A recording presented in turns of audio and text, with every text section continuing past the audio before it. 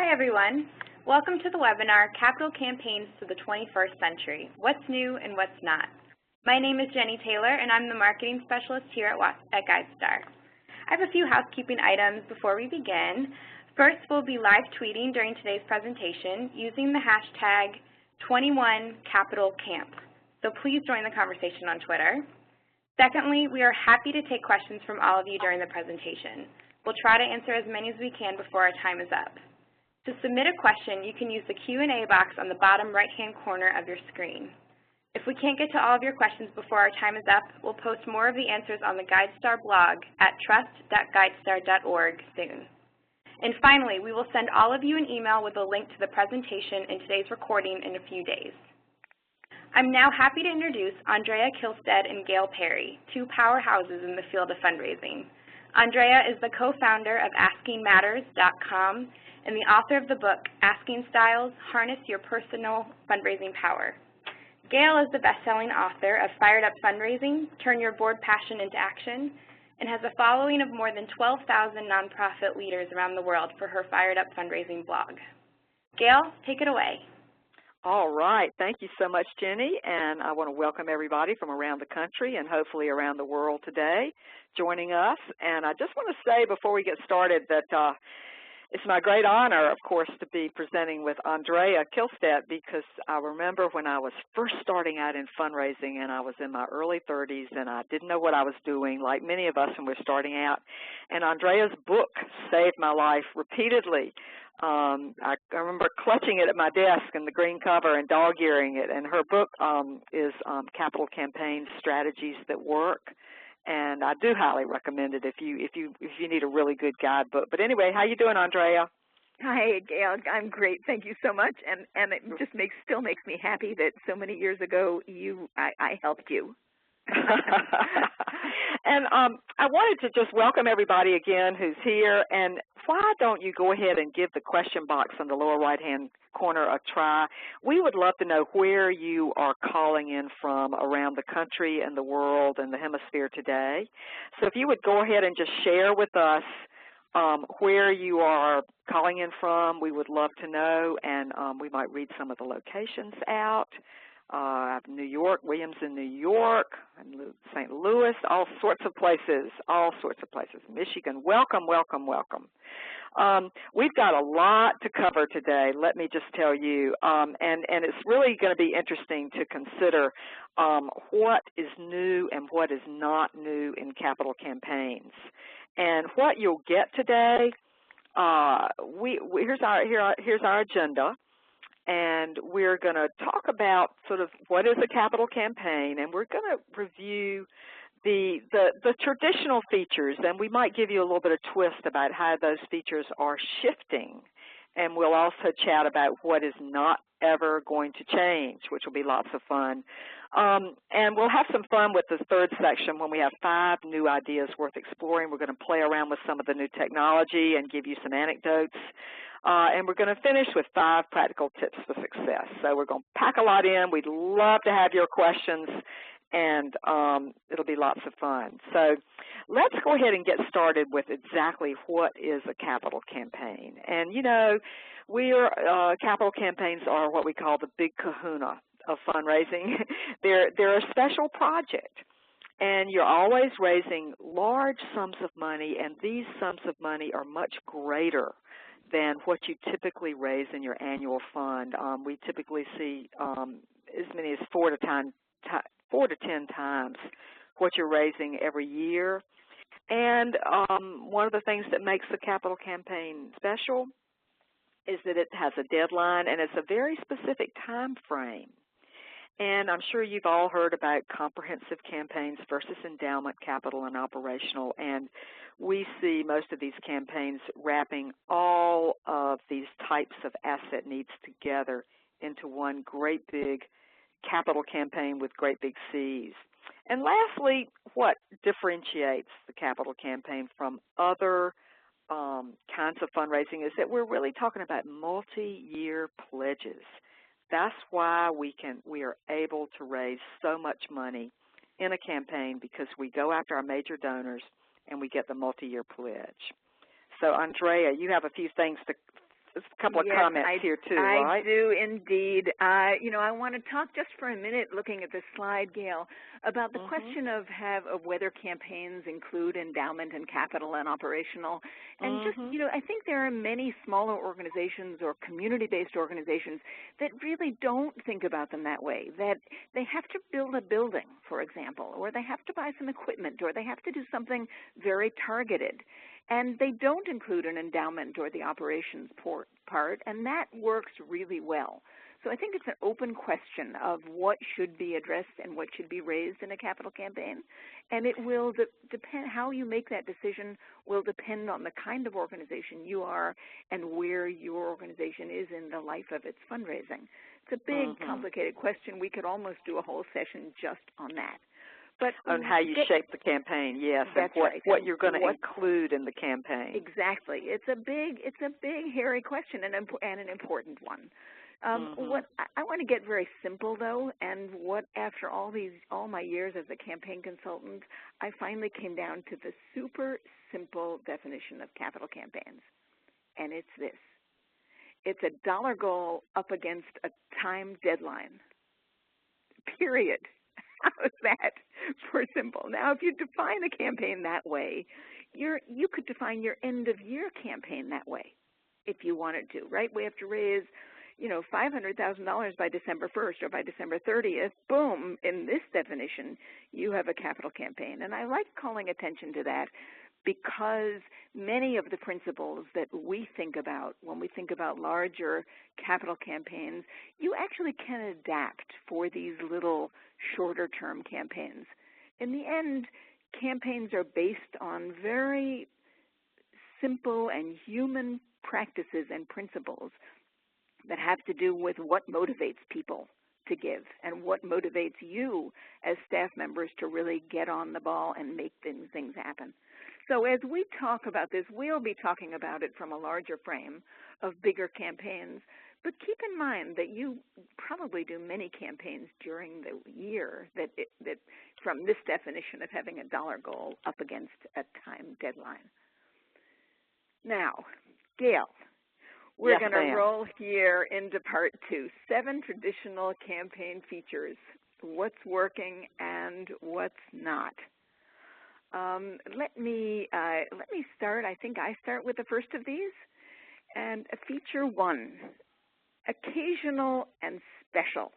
Now, Gail and I have spent a fair amount of time talking about this, and we've even written some about it for GuideStar.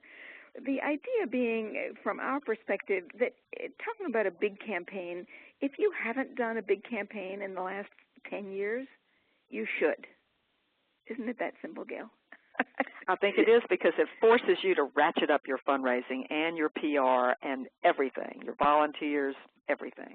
That's right. I mean, it gives you really great opportunities to turn up the heat, to improve your systems, to improve your staffing, because just like this slide shows, and Gail had some questions about this slide that I actually shouldn't mention, I suppose, but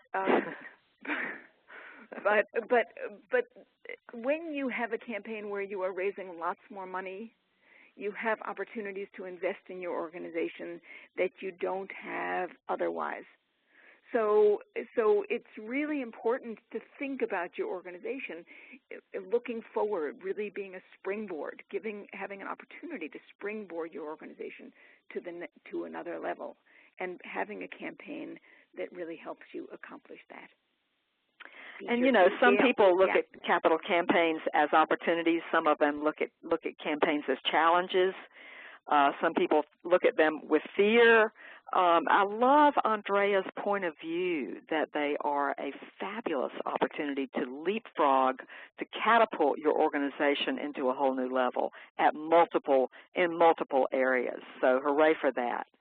And you probably know that I talk a lot about board members and fundraising, and we do have to have a traditional campaign feature is that your board owns this campaign. They back it up.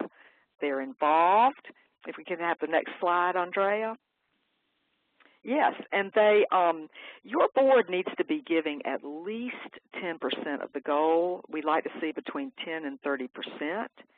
And if you want to do a campaign sometime in the future, you need to be sure that you're building into your board people with who can make sizable campaign gifts. In fact, I like to even populate on my board people who can be the campaign leaders, because then they will be ringleaders inside the board members and help bring the rest of the board members along.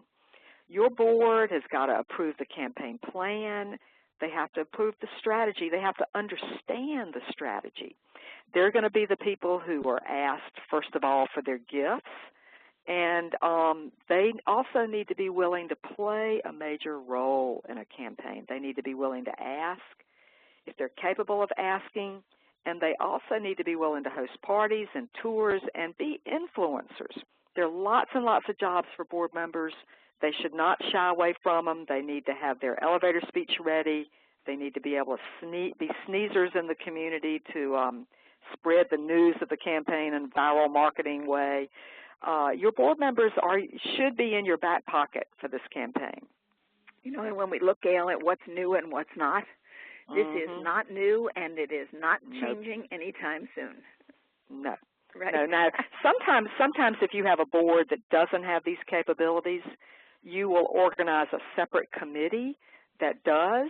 However, it's very difficult when you have a separate committee doing the work and raising the money, but the board members who are not deeply involved in fundraising are making the decisions about how the money is used. Yeah. Feature 3, and again, this is something that has been traditional for campaigns and maybe changing, but we'll talk about that now. Campaigns are based on what we think of as a major gifts model. This campaign pyramid is a chart I'm sure you're all familiar with. This shows how many gifts you need at what levels to make a campaign happen. And typically we have used these pyramids or gift range charts as planning tools for campaigns. There is some question, however, as to what the typical giving pyramid gift range chart looks like. Is it still a triangle? Is it still a pyramid? Is it an hourglass? Or is it just a plain old rectangle? Now, Gail, you and I have gone back and forth on that a bit. What do you hear out there? Well, what we're looking at is if you're familiar with the campaign pyramid, the top donors, usually if you look at the traditional pyramid on the right on the left in red, that you have a large number of smaller gifts and a very small number of very large gifts.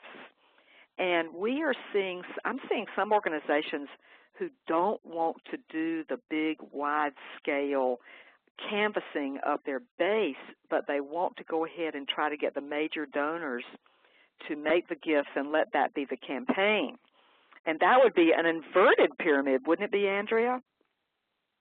What do you think? Well, I think it's still going to end up a triangle, a pyramid, Gail, because I think even if you decide you're going to have a campaign where you only raise 50 gifts, you only approach your top 50 donors for the sake of discussion, those gifts are not going to come out evenly, right? You're not going to get 50 people each giving you $50,000.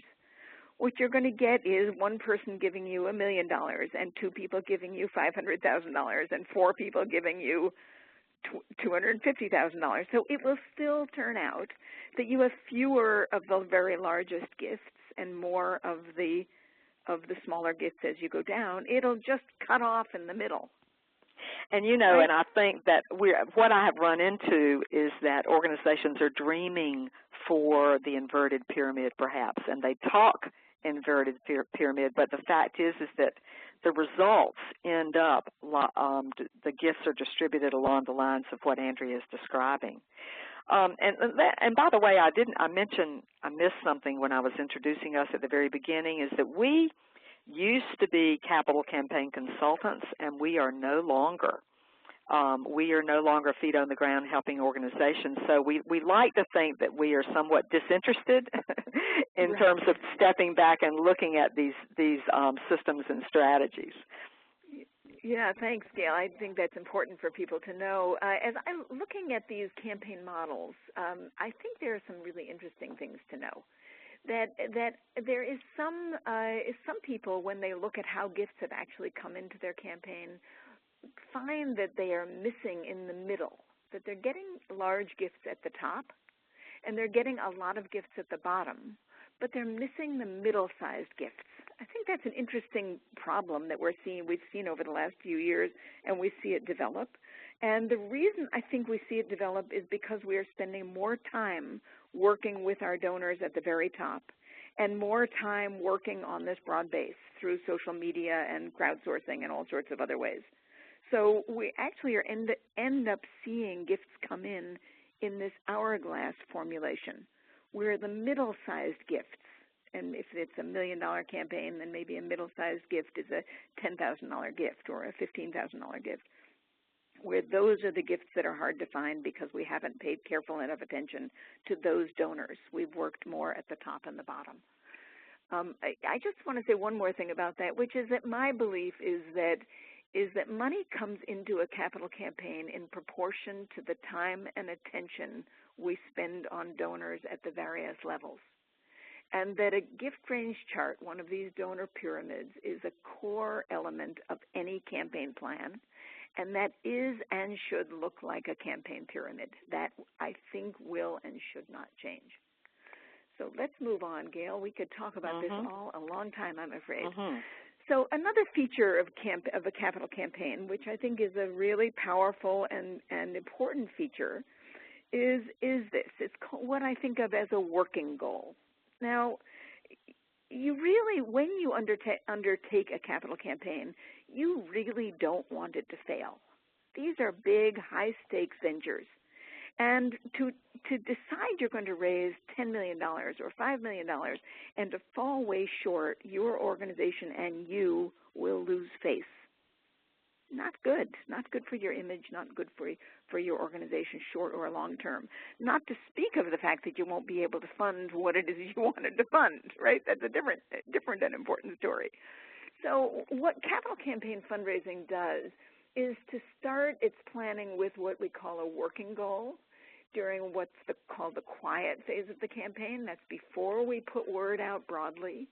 And we test that goal, you can see it in the second block over, with some kind of a pre-campaign study or a feasibility study. Then we raise the largest gifts and the gifts from our board, and then we see how much money we've been able to raise. And from that information, we revise the goal. Sometimes it revises up, and sometimes it revises down.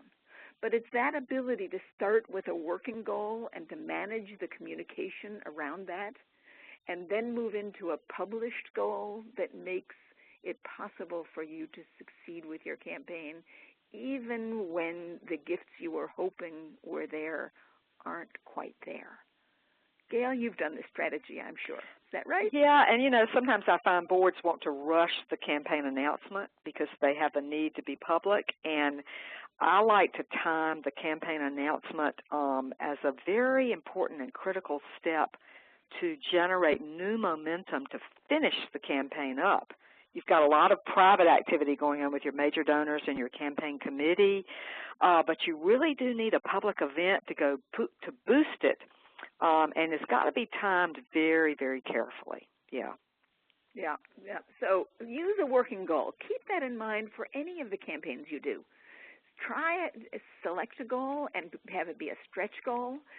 Raise some money, test it, and then revise your goal. And if you start out by talking about a working goal, if you start out with that presumption, it doesn't feel to people as though you've cheated, because you've begun by saying, well, here's what we're going to do. We're going to see if we can really shoot the moon, and then we're going to give ourselves an out if we need to. Very effective communication strategy. Yeah, I think you need safety. You need safety outlets wherever you go in this campaign. Yeah, exactly. And again, this is a strategy that isn't going to change anytime soon. What is changing is that it becomes a little harder these days to communicate the message, to control the messaging. It's so easy for people to communicate. So you have to be very intentional about having people understand when you want to have word get out and when you don't. So feature 5, ad hoc committees. Oh, yes. This one's yours. Yes. Are you the green pull tick? in, yes, you usually create a capital campaign committee. And I have to tell you that Andrea gave me the idea of creating a planning committee before you bring in your capital campaign committee, your cabinet or your steering committee. and I have used the planning committee as my secret tool to get the movers and shakers in the community to agree to help us plan, and then boom, they're involved, they're interested, they're engaged, and then whammo, they're willing to serve on the capital campaign committee. So it's a wonderful strategy. And if you see the Capital Campaign Magic logo there on the bottom of your slide, Andrea and I have teamed up to create a blog about capital campaigns, and you can read some of our posts. But I've published a series of articles on capital campaign planning committees, including job descriptions and letters of invitation. I put all of my material about planning committees there.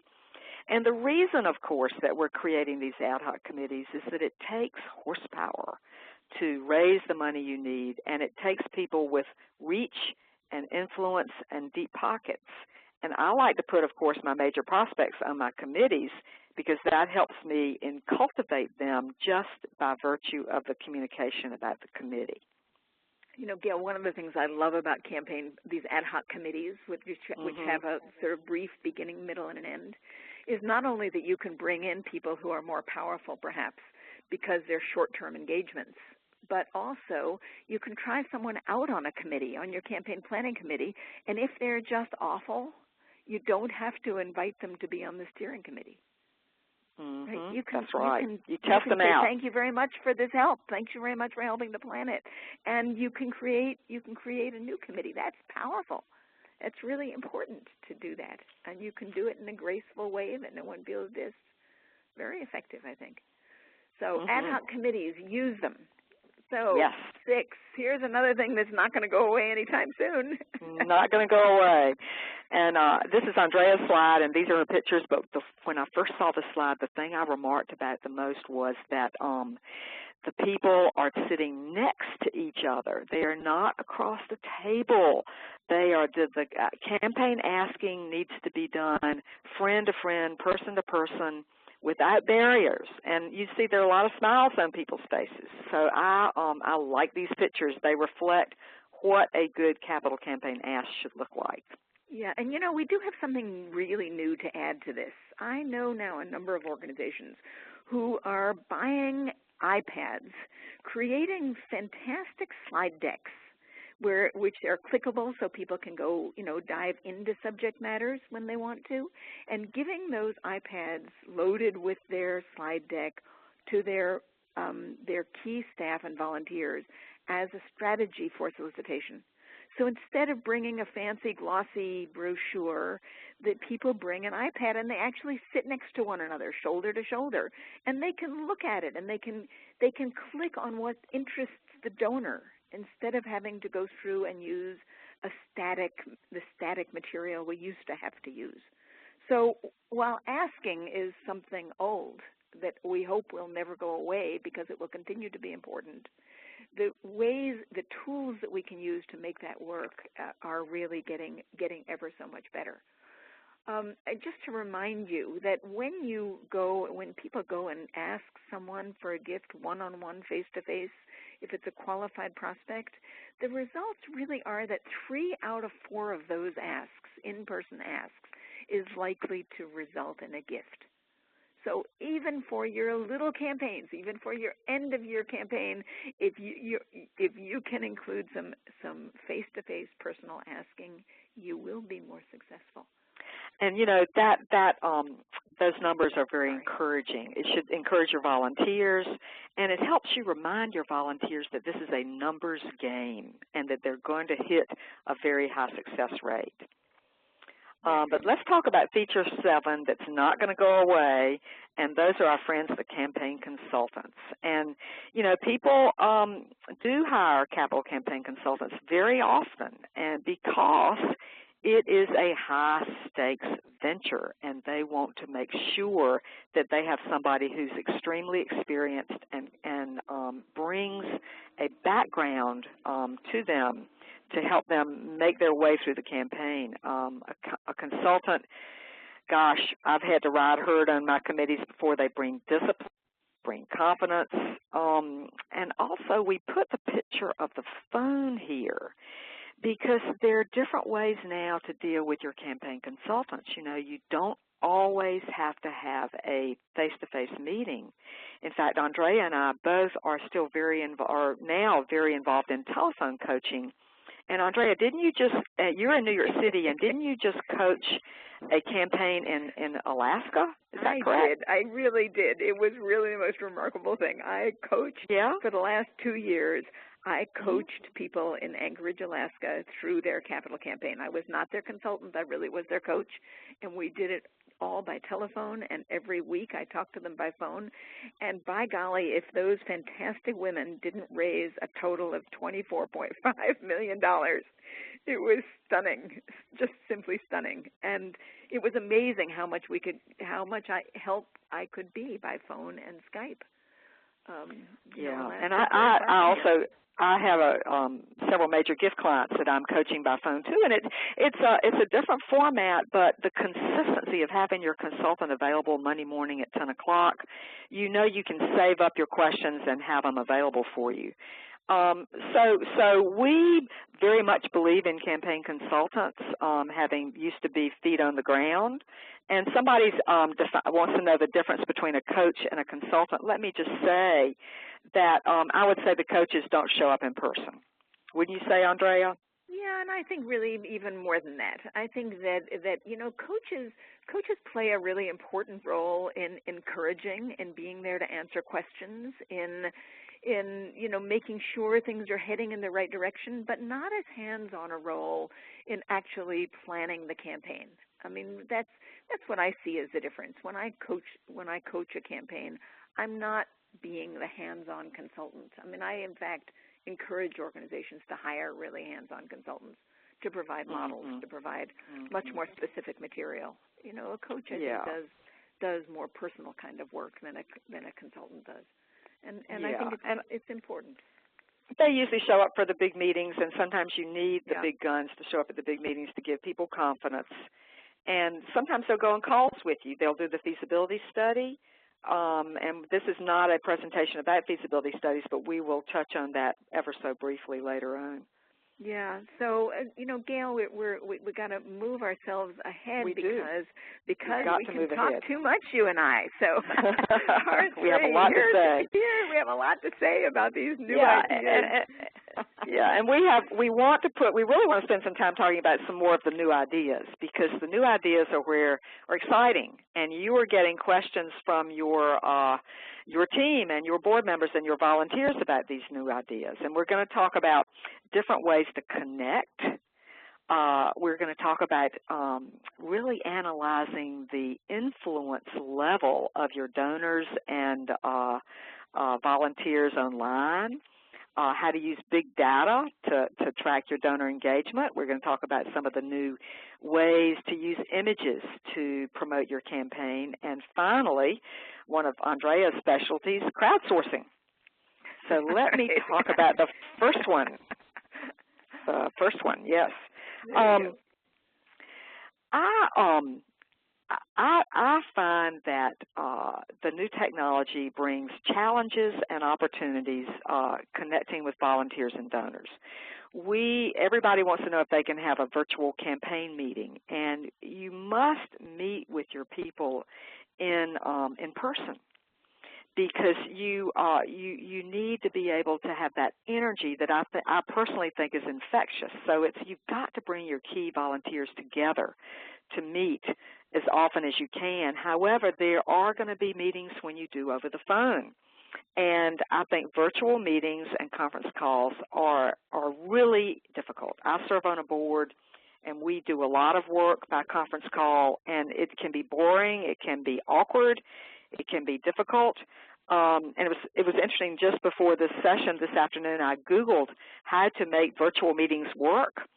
And there's a whole body, a skill set out in the field about what to do with virtual meetings. You know, just for example, you do need a plan. If you've got a high-stakes virtual meeting about to happen with your campaign committee, don't leave it to chance.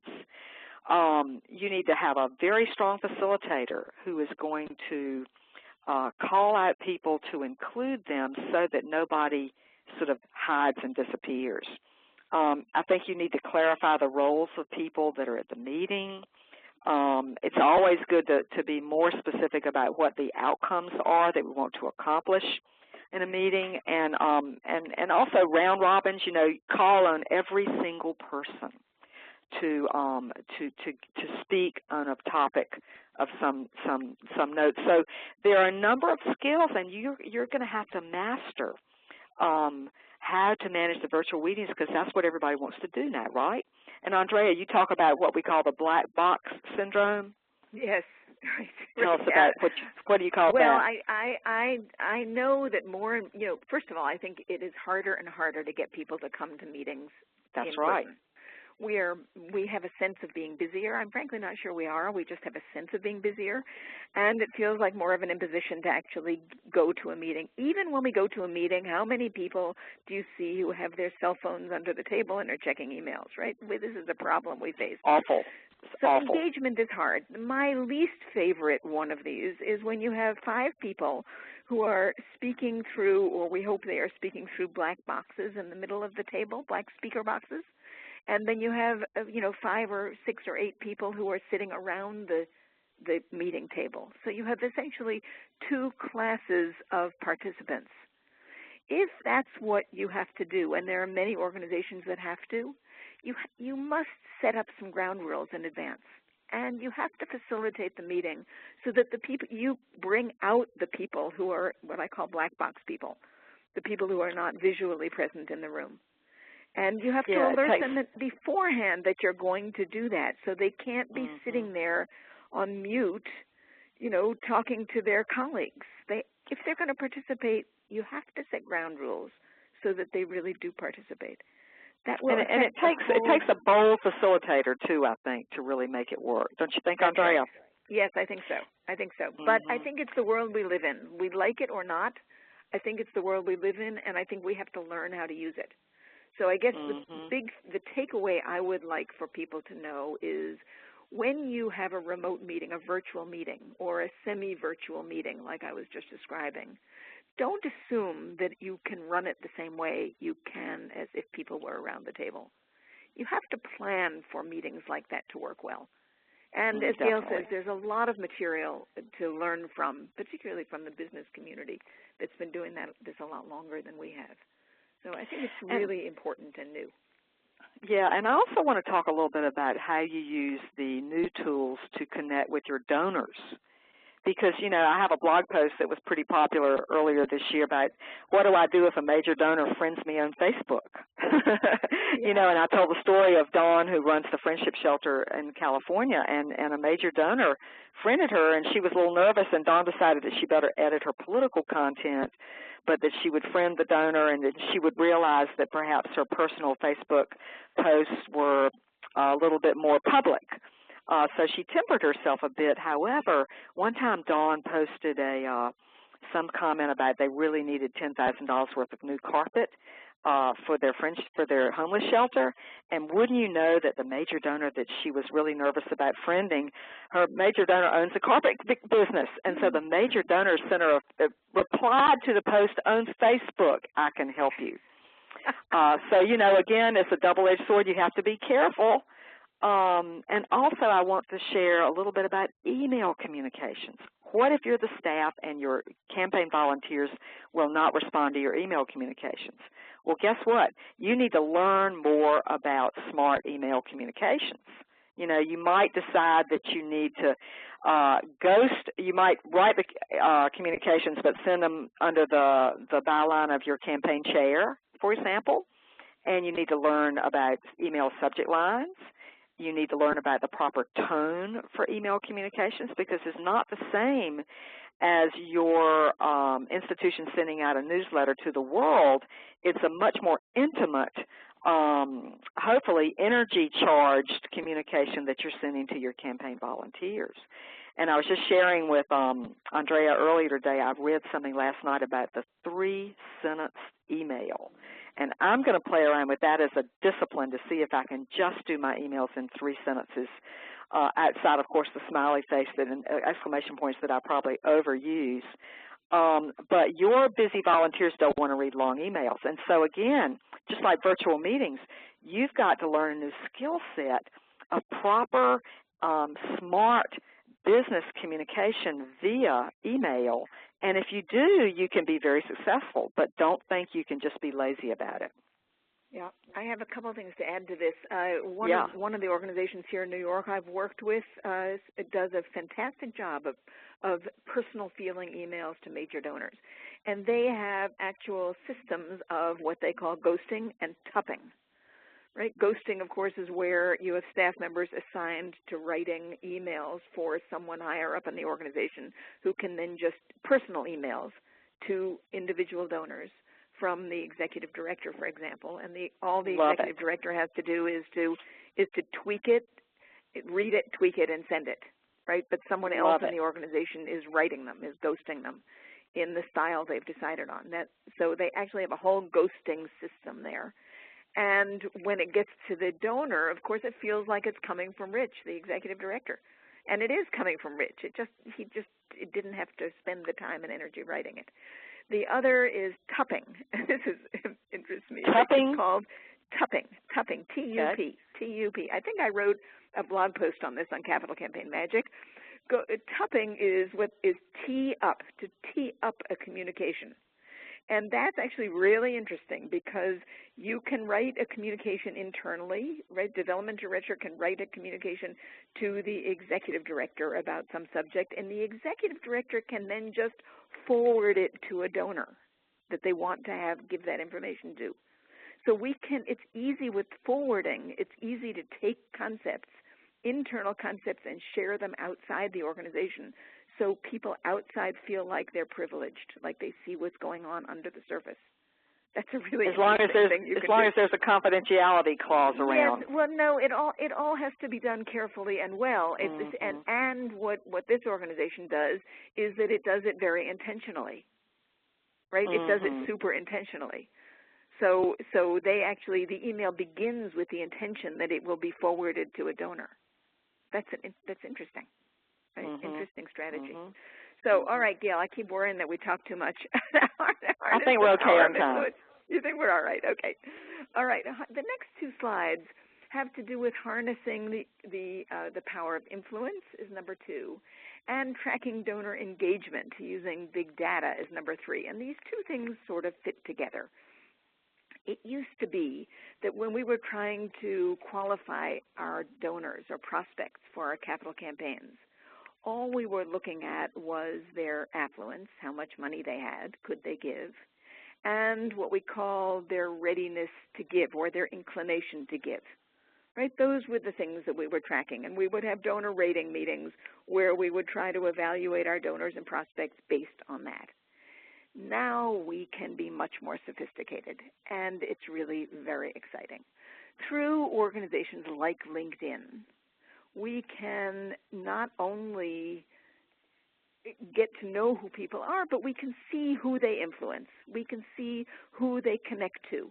And if you are careful and intentional about getting your board members, for example, to sign up properly on LinkedIn and reference your organization and be sure they put in all the organizations they are part of and make connections with their system, and many board members are willing to do that, then you in your organization can use LinkedIn as a way of seeing who knows the people that you want to be knowing.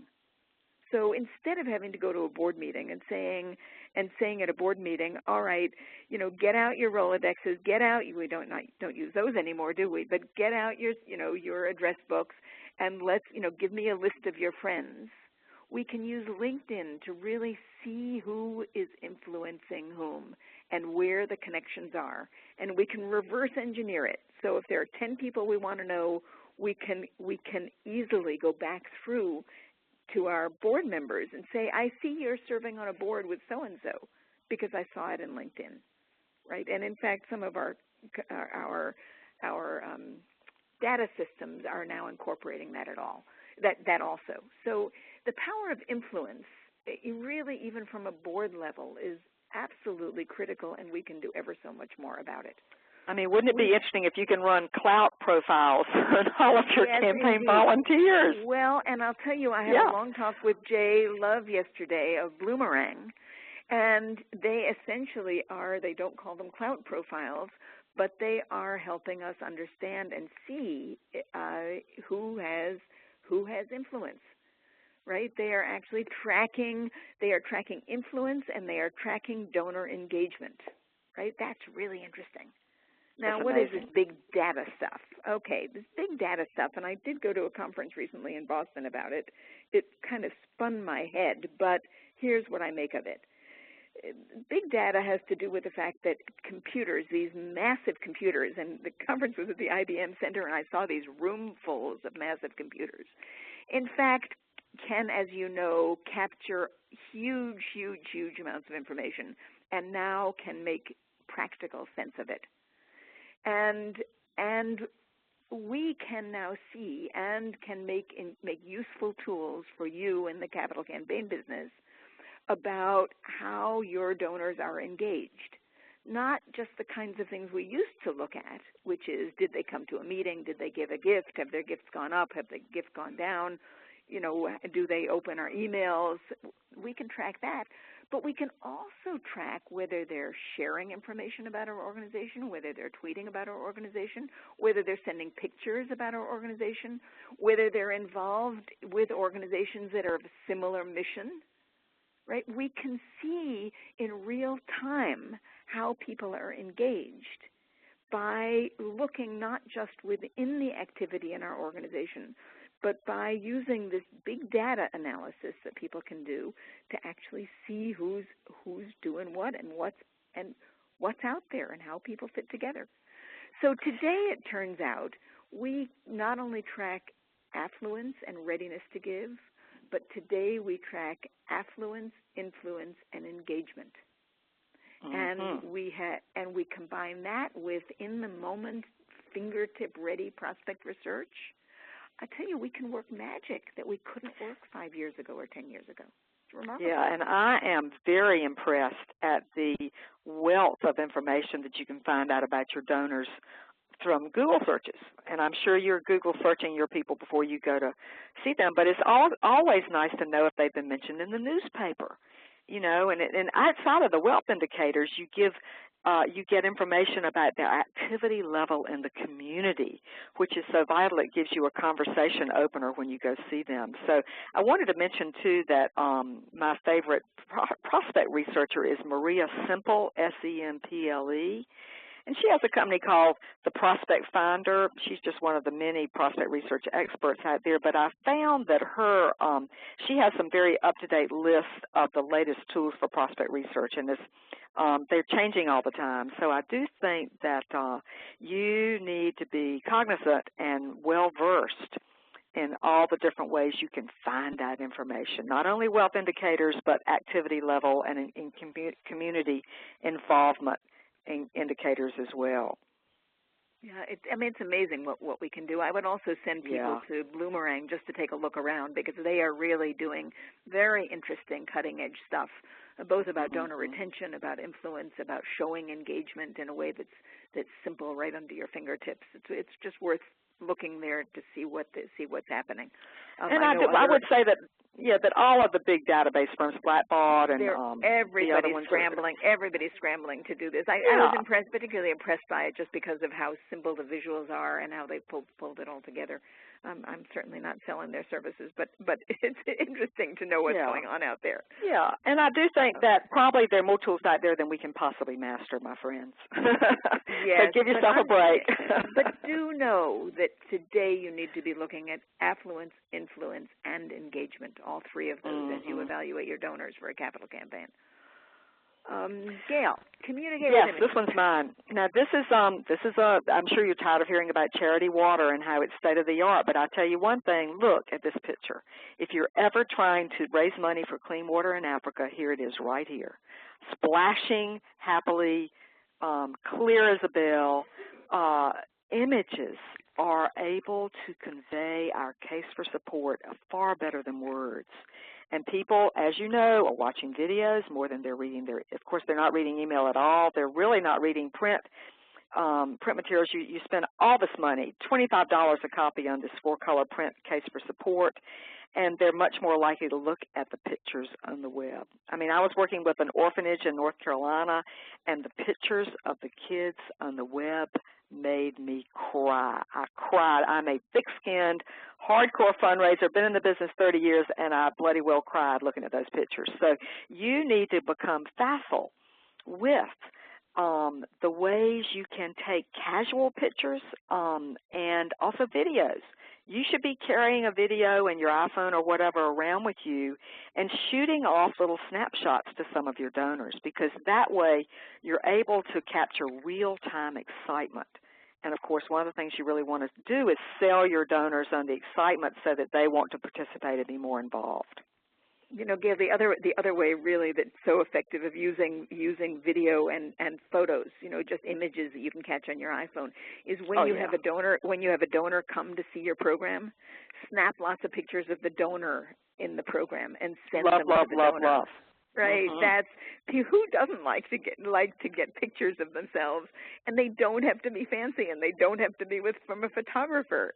Right, today all of us are photographers, and we as a society have an appreciation for snapshots.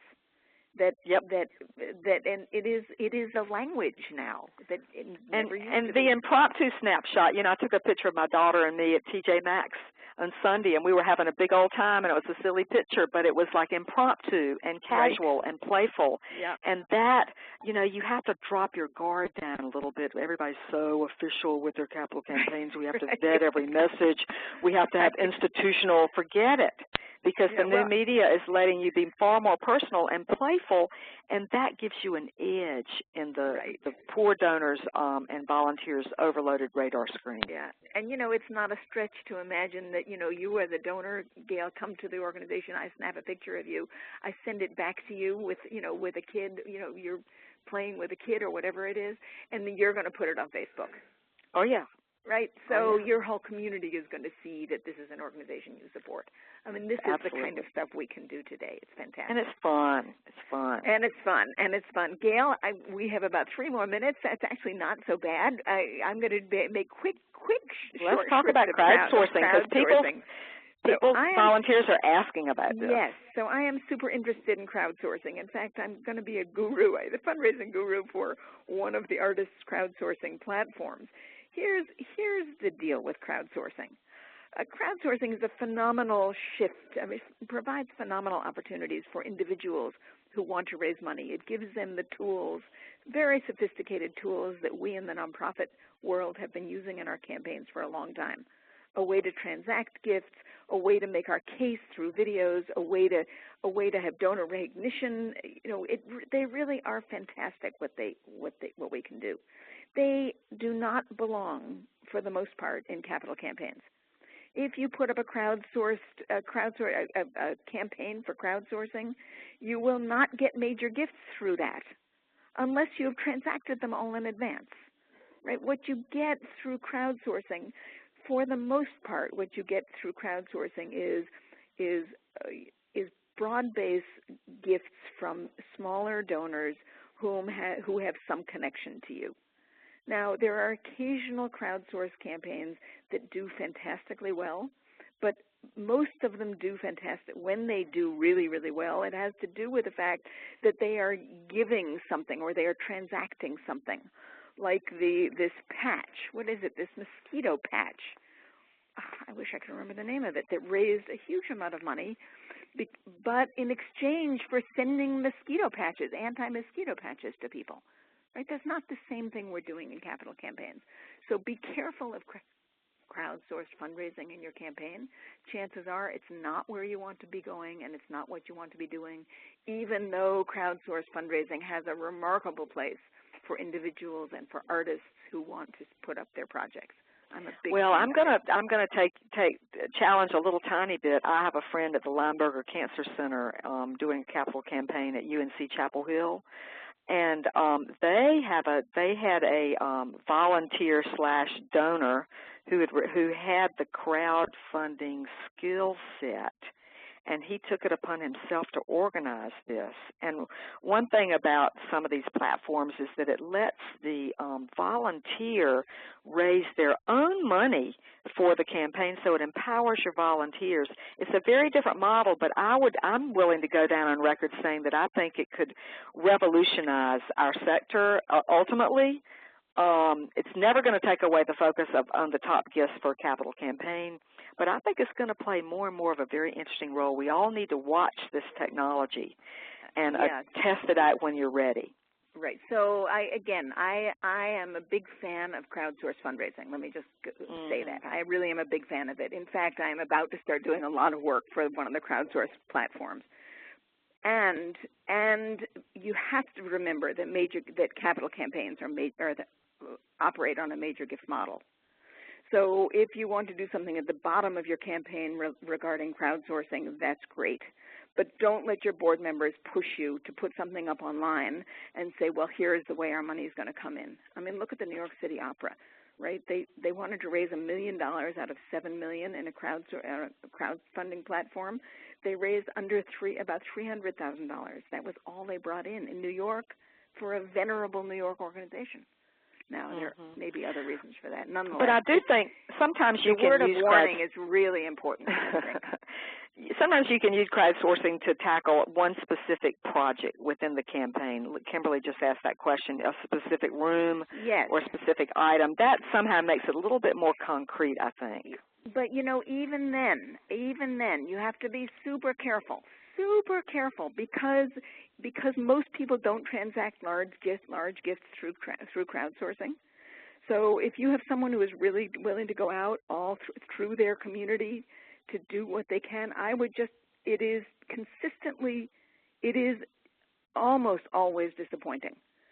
Unless you have someone famous, unless you have huge reach, unless you have really hundreds of thousands of people that you're going to be reaching, even then, my organization I worked with here had a very famous Yankee, Mark Teixeira, on their board. He decided he was going to do a big crowdsource campaign. On Yankee Stadium, they were announcing it on the big, Megatron. They raised money, but nowhere near what you would have imagined. So just be careful. Be careful. It has its use, but its use is not to shape a whole capital campaign around it. Sorry, Gail, I got to keep on that because it's real important people get that. So, Gail, I want to ask some questions. We got 5 quick practical tips for success. Okay, listen, number one, you got to stay in your vision because that's where the excitement and the energy is.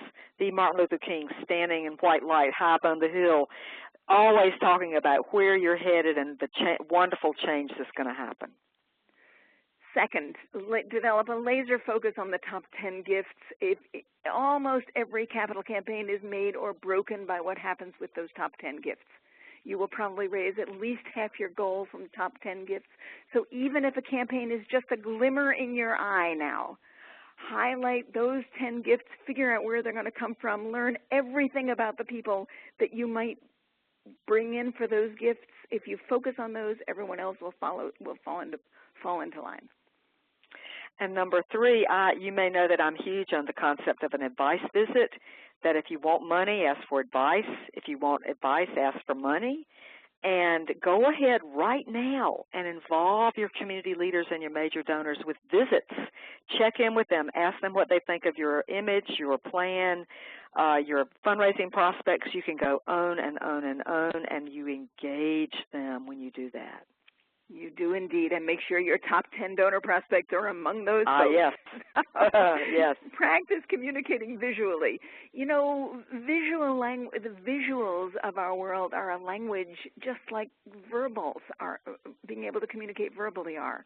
We don't yet have as much practice with that as we do communicating verbally. Use every opportunity to learn more about how to communicate effectively visually. Take pictures, take videos, learn about graphic design and layout. It becomes more and more important today with the technologies that we have. And number 5, it's what you do ahead of time that's going to make or break your campaign.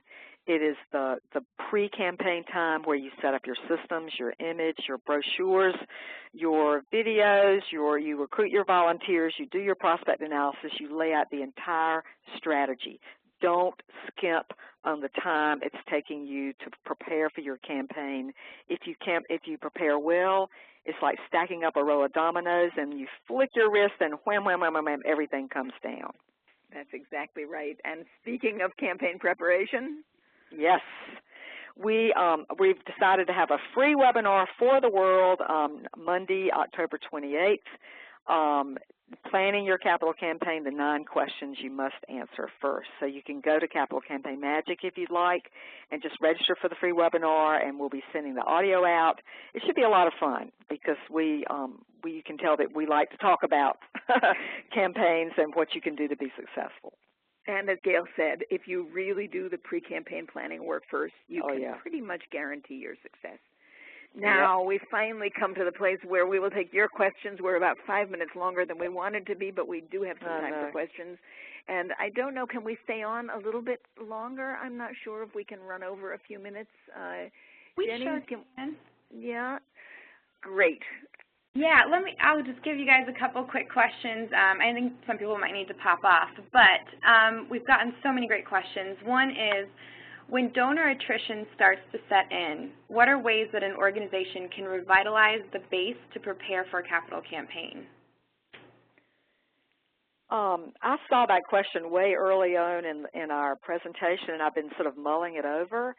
And I think that all the traditional good, solid fundraising will energize your base. You know, having some good, solid events that bring the right people in, getting in the newspaper, recruiting key volunteers to get involved, building your board, making sure that people are giving at the level, and they're giving enthusiastically and cheerfully, and that they believe in your plan and your mission. Any thoughts, Andrea?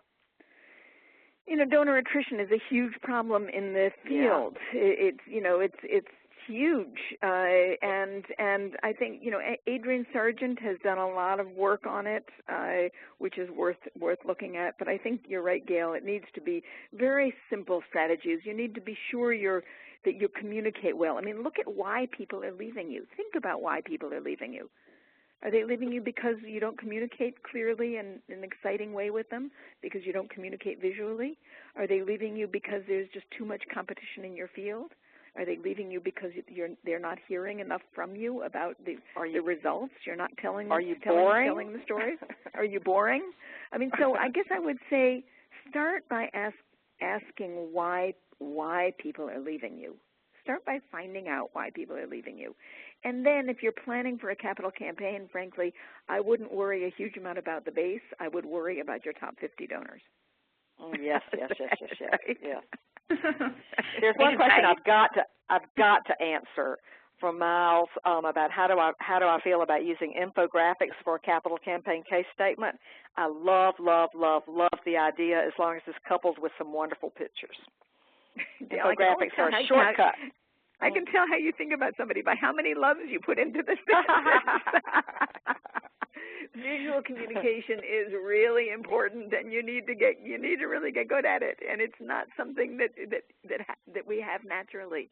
You know, like we don't know how to speak English when we're born. We don't know how to communicate visually super well either, and we need to get better at it, because it's the coin of the realm, and it will be more so going forward. So infographics are terrific.